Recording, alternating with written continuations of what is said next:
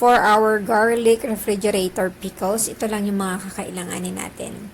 2 cucumbers, thoroughly washed and dried, 1 tablespoon sea salt, 2 cloves garlic, each bottles, so 4 yung kailangan natin, 2 tablespoon vinegar, 2 cups water, and 1/8 teaspoon black pepper.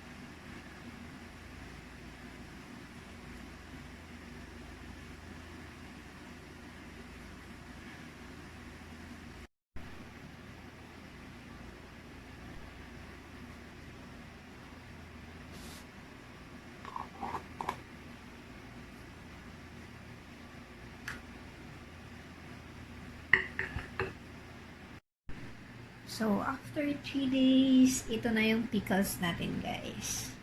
So, kung mapapansin nyo, ito kulang kasi yung nailagay natin. Dapat na-fill up natin hanggang dun sa green. So, ito kung mapapansin mo, nakataas siya. Or siguro dahil nga metallic tong ano niya, compared dito na plastic. Pero yung itsura niya, the same. Pareho naman. So, buksan natin yung isa.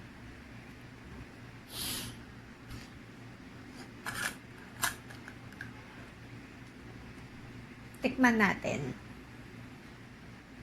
Ayan. Tikman natin kung malutong pa rin siya.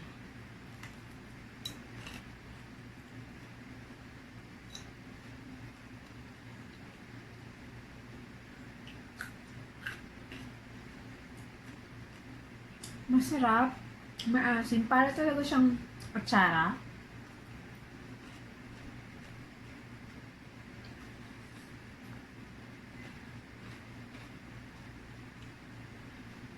Tsaka malutong pa rin siya.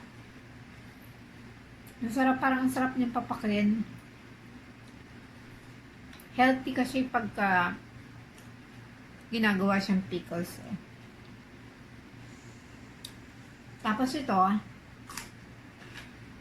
ano ito? Anytime,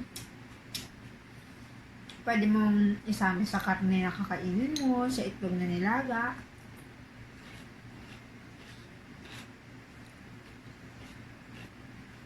Masarap. I'm so happy kasi ang tagal ko ng balak gumawa ng ganito ay ang lutong niya.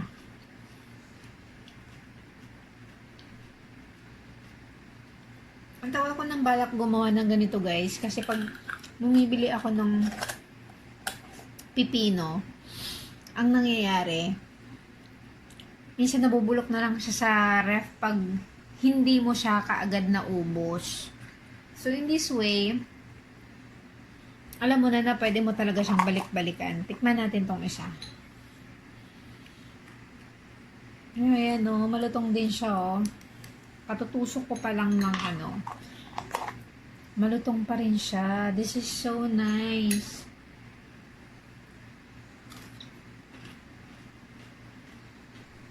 Malutong din.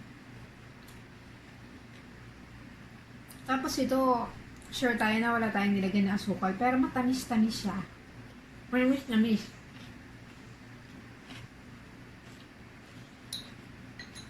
Ano tong? Para pa rin siya yung fresh, yung lasa.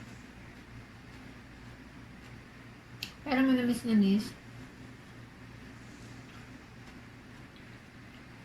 Try nyo to guys. Promise magugustuhan nyo. Healthy na. Sobrang mura pa kasi magkano lang yung bili ko dun sa pipino. Parang 10 pesos lang ang isa. Tapos yung ginamit natin na suka, ilan din lang yon. So overall, good job tayo dito. So as always guys, check my previous recipes. Ang dami ko na kasing nagawang recipes. You can also check my Facebook and Instagram and subscribe na rin kayo para makita nyo yung mga ibang niluluto ko or ginagawa ko pero hindi ko nagagawa ng video.